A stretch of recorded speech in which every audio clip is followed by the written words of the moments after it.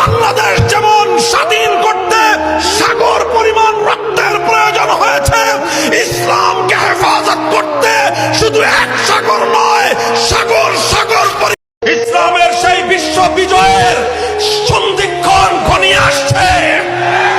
কালেমার পতাকা হাতে মুসলিম যুবকরা ঘরে ঘরে দুর্গ গড়ে তোলো।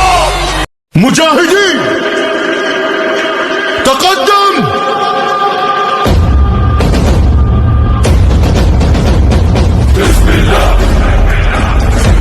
ইসলাম কখনোই যুদ্ধ পছন্দ করে না, আর যদি ময়দানে নামতে হয় তো কোরআনে বর্ণিত আছে ফজর বার রিকাব, সোজা ফোকাস করতে হবে গর্দানে।